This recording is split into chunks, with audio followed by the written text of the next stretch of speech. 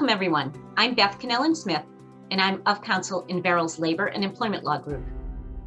As many of you know, Verrill's Labor and Employment Law Group usually hosts seminars for our clients and guests over the course of the year, in addition to our full-day annual seminar. This year, we had to pivot to a virtual platform, as have many of you.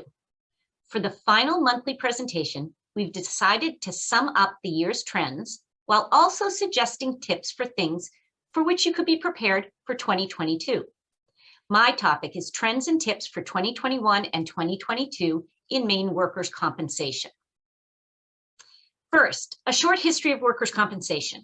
Before the advent of workers' compensation insurance, a worker who was injured on the job had to sue his employer and wait for the claim to be processed through litigation if a voluntary agreement could not be reached.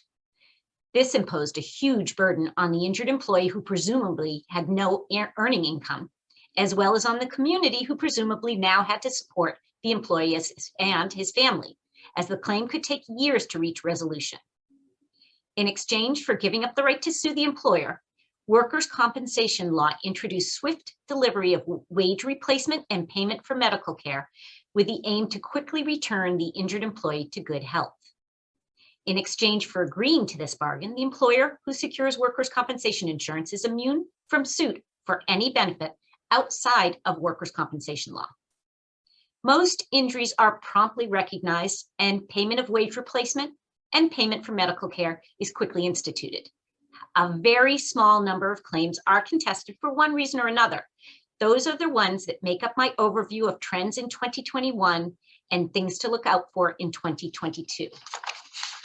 First, pre-existing non-occupational conditions are still being pulled into the coverage offered by workers' compensation under the guise of aggravations. Because Maine has an aging population and currently has a serious workforce shortage, as more people opt out of the conventional job market, we're seeing more of what we call challenging hires. This category includes people who, for a variety of reasons, are not going to be successful at work. Perhaps because the job was never one that the hire could perform, or the hire did not intend to work but was compelled to take the job for one reason or another, or the hire simply is not physically suited for the job. There's no best way to screen for all such situations, but contacting references and requiring a fit-for-duty medical process after the job has been offered as a contingent on job acceptance will help you screen out these situations. Additionally, while not strictly limited to workers' compensation, anyone in a hiring position should be mindful of any stray comments or notes taken to ensure that you do not inadvertently create an environment where a rejected applicant may allege discrimination. Next, work from home is blurring the lines between when an employee is working and when an employee is on personal errands or personal time. Further, it is harder to ensure that the work from home site is ergonomically appropriate, which can result in unintended injuries. A tip on this is that many insurers have ergonomic experts on staff, and as part of your premium, you may be able to ask to have the work from site home evaluated and all work equipment reviewed for ergonomic suitability. A third trend I've seen at the appellate division are cases where the employee was awarded in the past partial incapacity benefits based upon an imputed earning capacity of only minimum wage or slightly more. For reasons that I don't understand, several law firms litigated those cases, arguing that the increased minimum wage since the original decree issued should result in a decreased ongoing partial incapacity benefit. However, without an individualized labor market survey, which these cases lacked, the board is not going to accept that argument, since to succeed, you must show that this employee can earn at least the increased minimum wage, not just that the minimum wage has increased.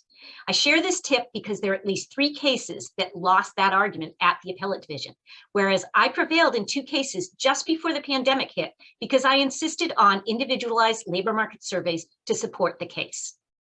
Finally, with vaccine mandates for some employers and encouragement to get a vaccine or booster in order to stay healthy to work, there will undoubtedly be questions about whether a bad reaction to the vaccine or booster qualifies as a work-related injury.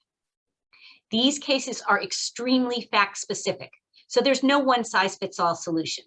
The best idea is to have an open dialogue with any reluctant employee and be clear about whether the vaccine or booster is necessary for work or only optional and fully up to the employee. I have included more tips for 2022 in my PowerPoint for your reference. I want to thank you for spending this time with me, and I hope you feel free to reach out to me with any questions at any time. I'm thankful for my wonderful clients and friends with whom I get to work to solve complex problems, and I sincerely hope you all enjoy a joyful holiday season.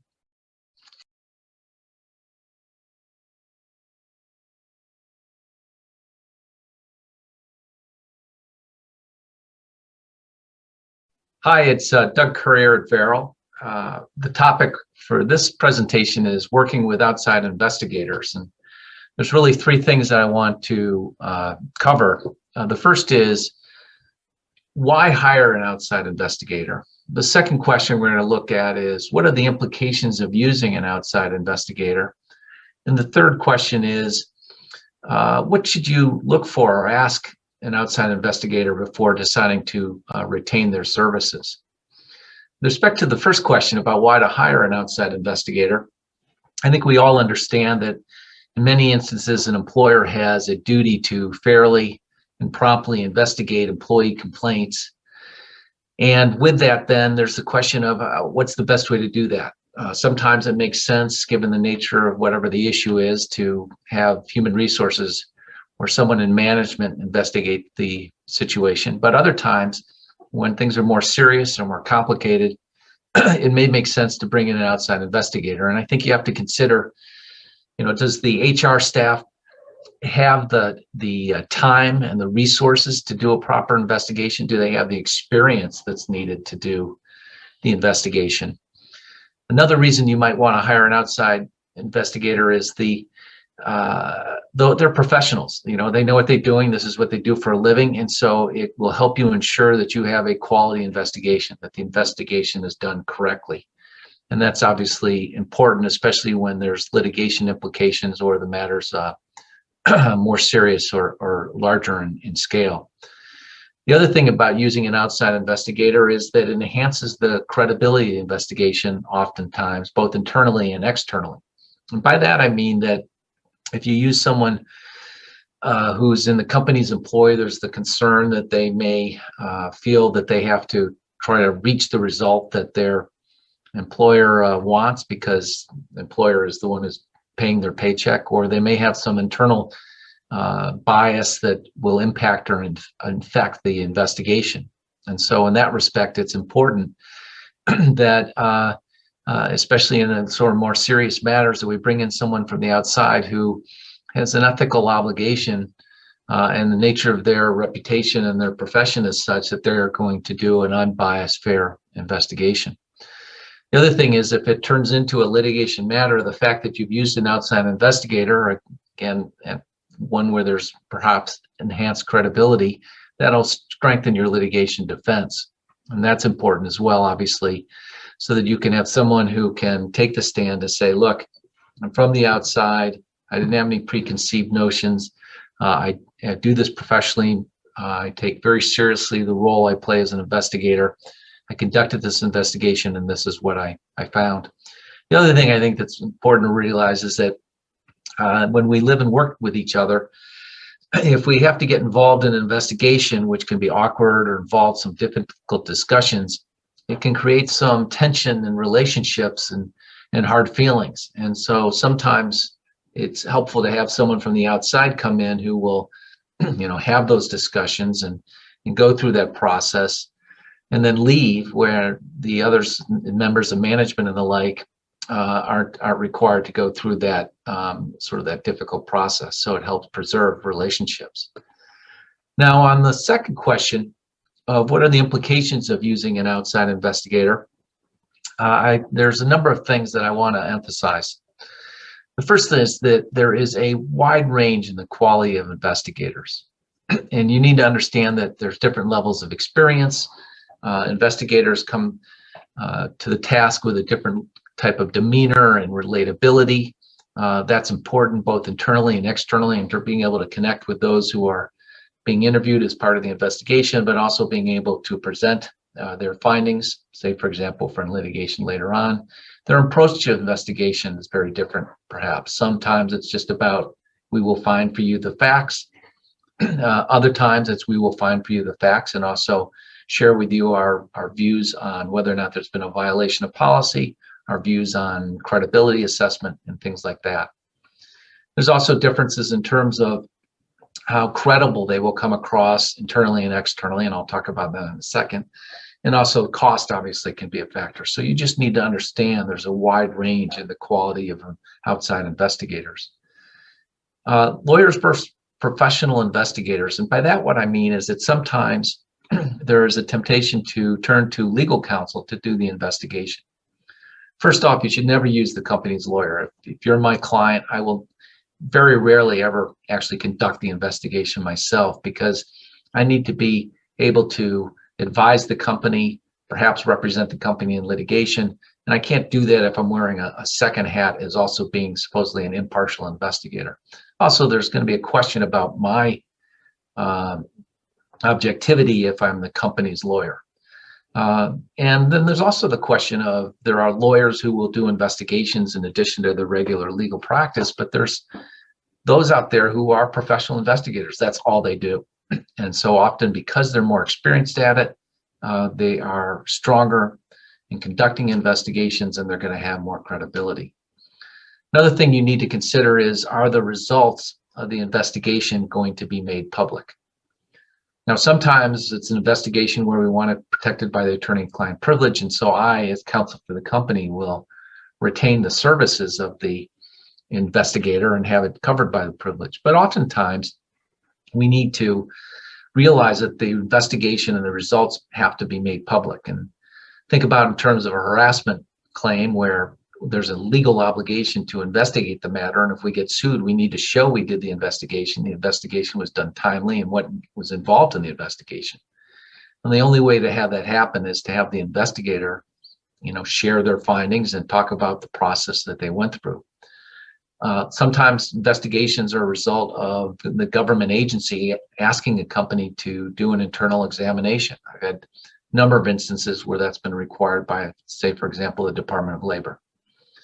And then there's public relations considerations. There may be publicity that's gone out there about what's going on, and the stakeholders expect or demand to know that the company looked at whatever the concern was and conducted a good, thorough investigation. It may be shareholders, if colleges and universities, sometimes it's the alumni and the like.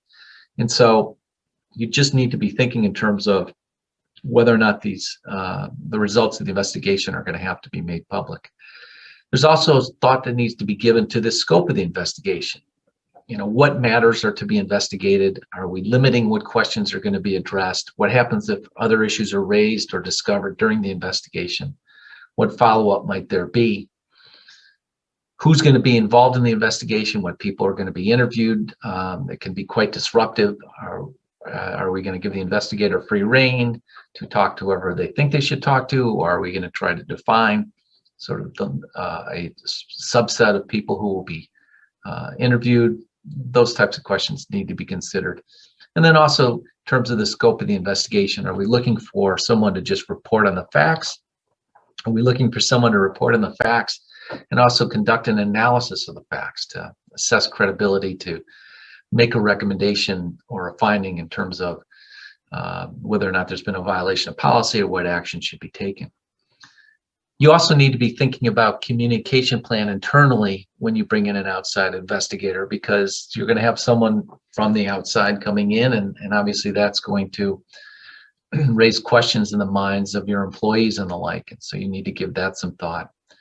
And then I'm going to circle back to where I started to just emphasize again that there's a wide range in the quality of investigators. And so when you decide that you're going to look to bring in an outside investigator, you really need to do your homework.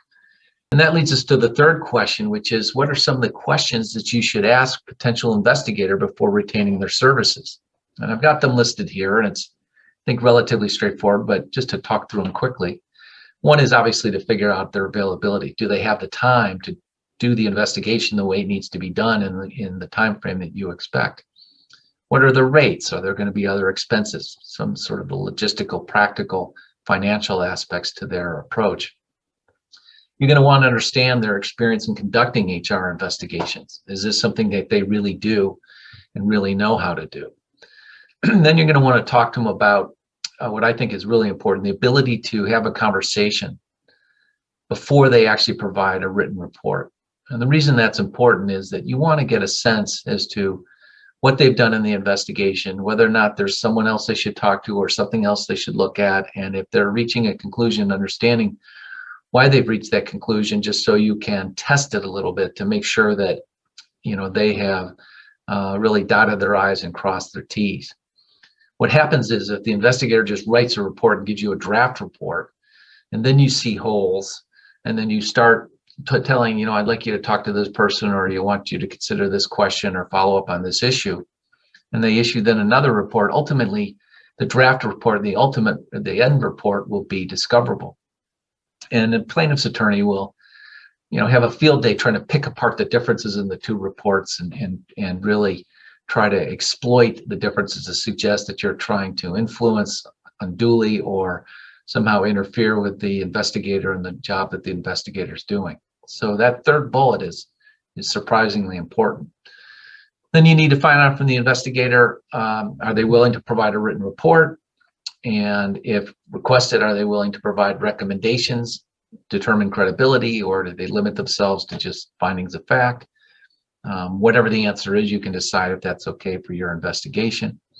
And then you want to ask them whether or not they're willing to testify in a legal proceeding, because that may be particularly important given the nature of the matter you're handling. It may be a situation where two different stakeholders are fighting and someone's going to be unhappy with the results and perhaps will bring a legal claim, or that there ultimately may be others who have similar concerns, and we just need to know that the investigator's not going to just hand us a report, go away, and then not be there to support us when there's issues of litigation that follow. And then I think you just want to ask the question whether or not the investigator is somehow tied to any group that might be indicative of some type of bias, whether or not they're management side, employee side, or you know, from some organization where one of the individuals who's subject to the investigation or participant in the investigation feels as though because of their background or the group they're affiliated with, that the investigation's unfair. So that's it for today. Thank you for listening, and be well.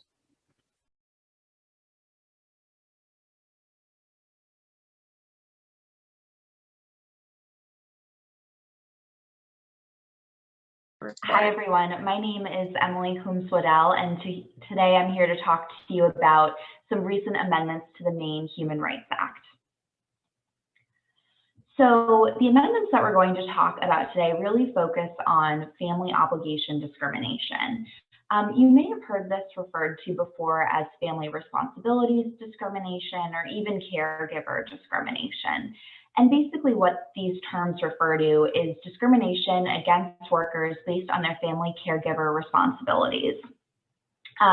We're going to dive into the law a little bit more in the next few slides, but what I would encourage you to do as we go through this presentation is not limit your thinking only to the care of a physically present child or a child of a certain age.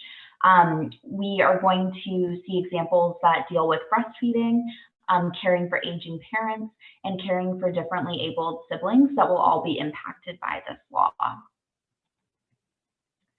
So recently, there was an amendment passed to the Maine Human Rights Act, and it was called an Act to Improve Consistency in the Maine Human Rights Act.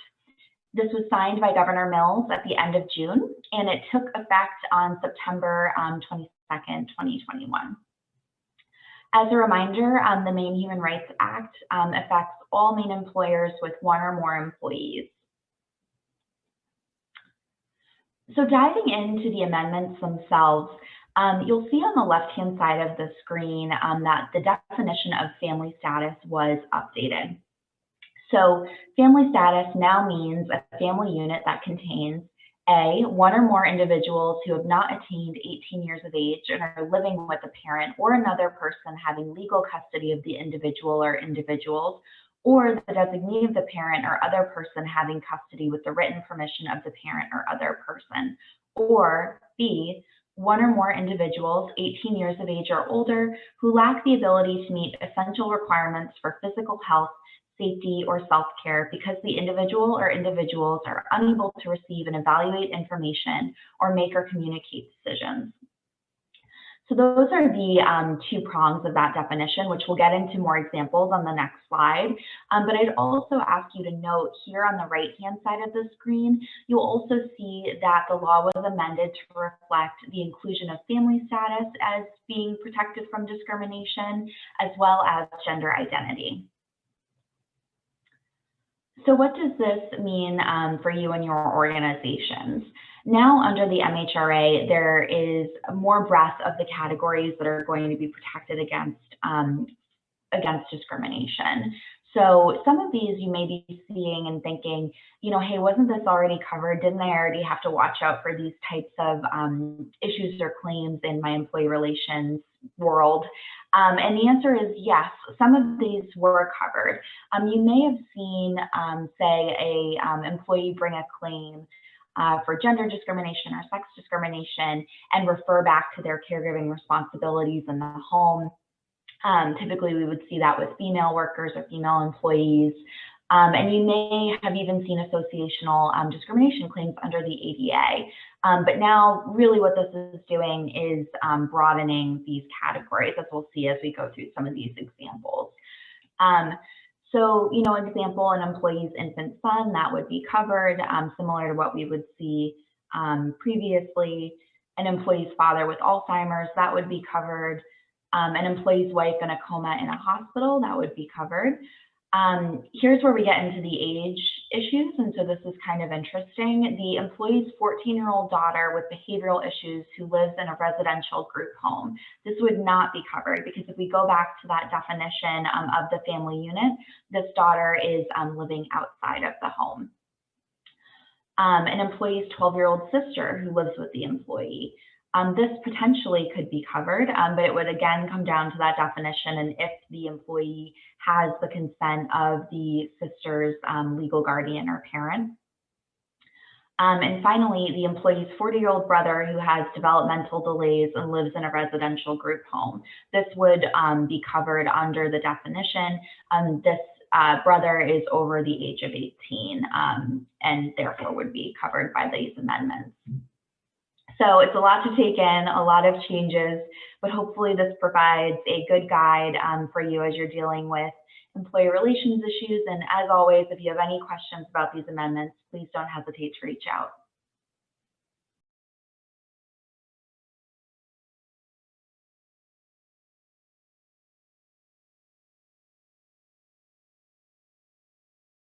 Hello, I'm Richard Moen, and I'm going to be presenting today on avoiding class action claims in employment.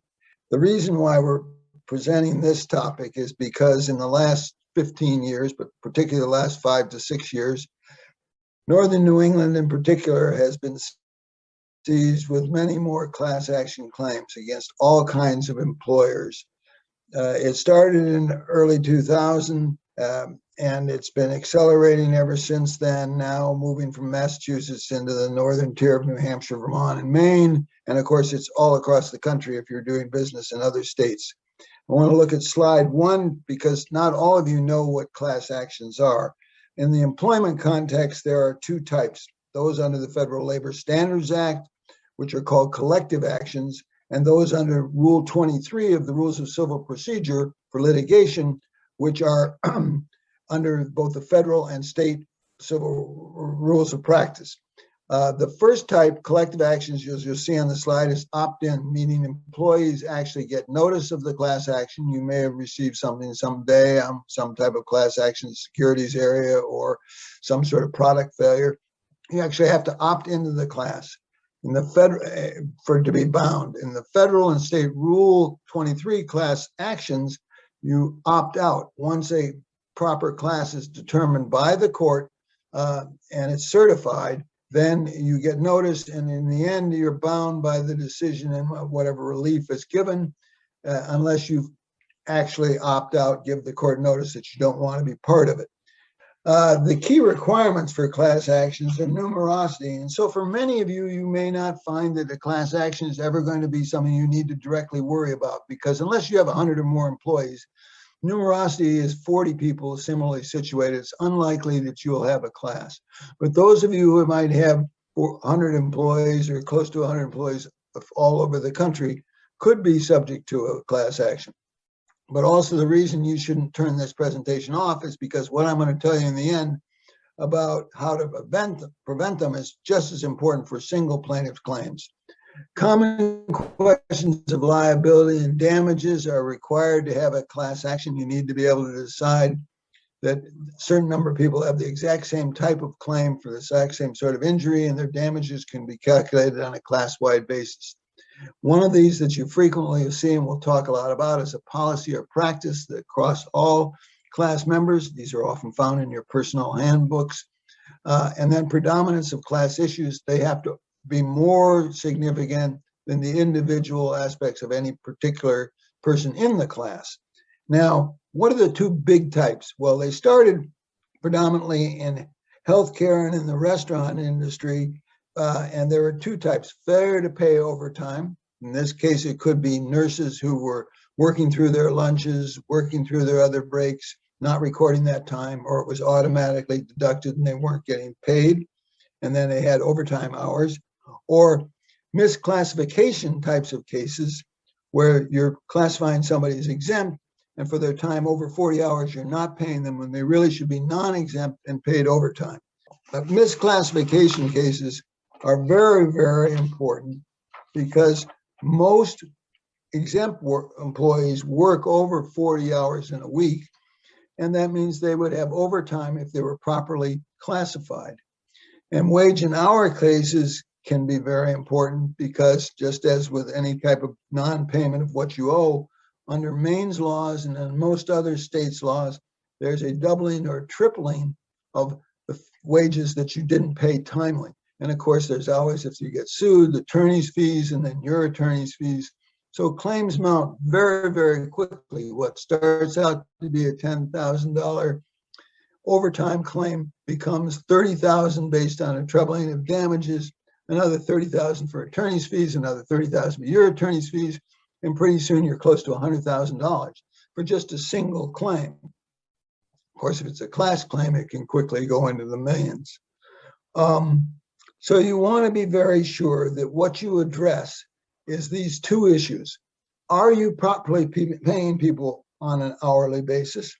And have you classified them correctly? The discrimination cases we're not going to deal with because that's a whole different kettle of fish, as they say.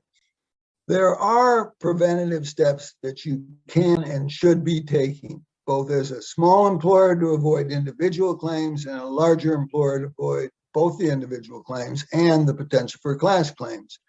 This next slide lists the most critical steps you can take. First, are you correctly classifying your employees as exempt versus non-exempt? Virtually every employer over 100, I bet, has at least one misclassified employee or more. You need to look particularly at administrative exemption that many people use as a catch-all because it does not catch all. You need to be sure that your executive exempts actually have those criteria, that your outside salespeople are really outside salespeople. This review should be taken every so often just to check. And clearly, when you establish a new job, be sure it's properly classified. Are you properly calculating overtime? This can be made a mistake that many people do. They don't include certain bonuses, other pay that should be calculated into getting the regular rate of pay from which you calculate overtime. Are employees recording all their work time? Are they working past their hours? Are they working their lunch hours through their breaks? These need to be properly recorded. You need to check and make sure. Are you just allowing people to work when you're not paying them for that time because they're not recording it? That is money you owe. Do you make any automatic time recording deductions, such as for meals or general work breaks? Is your payrolls, if you use an outside payroll company, are they doing that for you? because you may be deducting time where people are actually working. And if you have knowledge of that, and your supervisors generally would, be sure that you're getting yourself accurately recorded, and tell your employees they need to take those full breaks. Are you paying for all breaks of less than 20 minutes? This is a Fair Labor Standards Act requirement. You need to be sure that you're looking at that, and that if you've been giving breaks but not paying for them, you need to look and see how long they are, whether they are sufficiently long so that an employee isn't automatically entitled for that to be working time and hence have to be paid. These are steps you can take, whether you're a big employer or a small employer. You should be taking them, because that's what's going to give you real protection against the potential for class actions, and also significant potential against stopping individual claims based on hours worked. Thank you very much.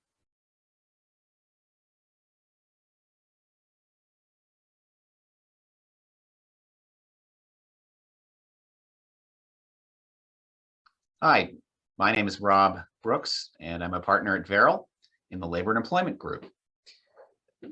I'm going to be speaking about what I think is the most valuable piece of documentation in any personnel file.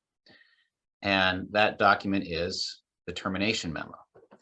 That may seem odd to refer to a termination memo as being something that's really important in a personnel file, which is usually for current employees. But in my experience, that this one piece of paper, the document that explains why someone is being terminated, can be worth a lot of money. And indeed, I would estimate that it can be worth tens of thousands of dollars. And so it is really important that employers pay attention to this document and also think to generate it.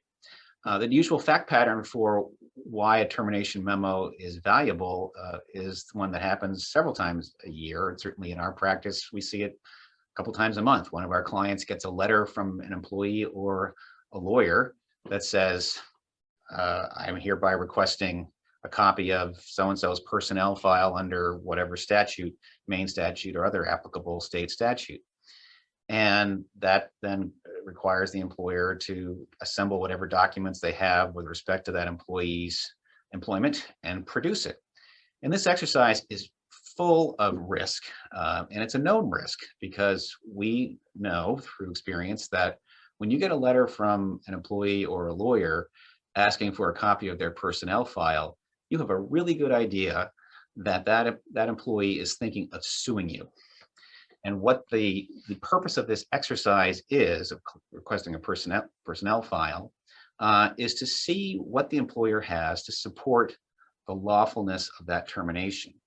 And if there are any gaps in that explanation, namely what's in the file, then a lawyer for the employee can create a narrative. They can listen to what the employee says to them as to the reason why they thought they were treated unfairly and potentially unlawfully, and they can proceed.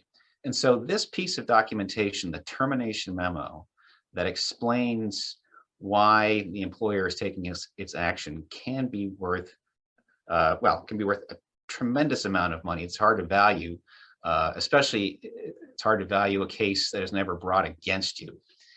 And again, this is the kind of document that can deter an employee or their lawyer from going forward at all, if it's a good document. Plaintiffs' lawyers like easy cases. They like cases that have very little documentation to substantiate the reasons for the employer's termination decision, and therefore they can create their own narrative. Hard cases, plaintiff lawyers don't like, and those are ones where there's documentation that they have to explain away or get around.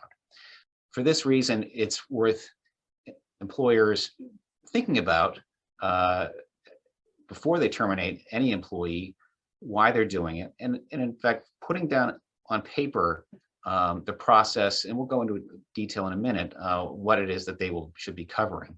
A lot of employers don't think about putting together a termination memo until after they get the letter from the lawyer requesting the personnel file, and at that point it's a little awkward and maybe too late. So why don't we go ahead and just dive into the elements of a really good termination memo. So what do we put in a termination memo that really would make a plaintiff's lawyer's stomach sink? Like, I don't want this case. Well, first, you should have a summary of the facts. And I think one of the best ways to put the facts together is in chronological order. I think it's useful to put yourself in the shoes of a person who's reading this. Who's your audience? Is the audience somebody else in the company? Sometimes, but more likely your audience is some third party. It could be the plaintiff's lawyer, could be a judge, could be a jury. And a chronology is one of the best ways to tell your story. What sorts of policies were implicated by the employee's action that led to the termination? So stating it's a confidentiality policy, for instance, or a sexual harassment policy or some other policy, but saying what policies were implicated is really helpful and important. And indeed, it may give you pause before you terminate an employee to ask yourself a question. Geez, maybe if there isn't an applicable policy here, then perhaps termination might be too severe. And again, so this whole exercise can actually serve as a check on your own decision-making process. And then what's the basis for the decision? Let's apply the facts to the policy and establish and recognize that whether there was in fact a violation of the policy. Consider the alternatives. Has this employee been warned before? Is this a final warning, or are you jumping steps to get to a final warning? That's worth noting to explain. Again, if you're skipping steps, it can be useful to explain why you're skipping a step in discipline. You're going right to termination from, say, no warnings. Who are the decision makers? It's really important to identify who is actually making the decision. If it's a supervisor, does the supervisor have a bias, or are they too close to the employee? Has there been some allegation of misconduct against the supervisor who's making the decision? And if that's the case, maybe you want to elevate that to the next level up, or a couple levels up, so that there's more people who are perhaps more objective looking at the decision. And then really importantly, date and time of the decision should be in the memo. It's very important to do that. We've had a lot of cases where you have an employee who realizes they're on thin ice. They think they're going to get fired. A decision has been made by somebody in the company higher up to terminate the employment.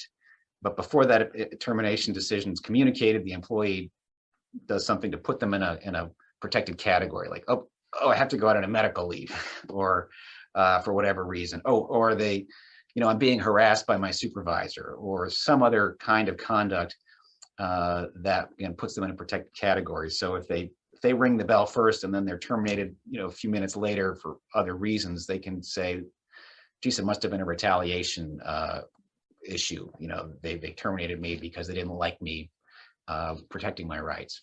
So if you can show the date and the time of the decision, hopefully it predates whenever the employee might put themselves in that protected category, you at least have a pretty good story to tell that your decision was not retaliatory. So those are the elements of a termination memo. Very important. Again, this kind of document can be worth tens of thousands of dollars in a case that goes to litigation. If it's a good document, it can be leveraged in settlement discussions, can reduce jury awards if it gets that far, or ideally, it prevents a claim from ever being made at all. And if you have any questions about a termination memo and the drafting of it, definitely call your counsel. We can really help you through these documents and hopefully have it written in such a way that if it ever does go to litigation, the document will say defense exhibit, not plaintiff's exhibit. So thank you for your time.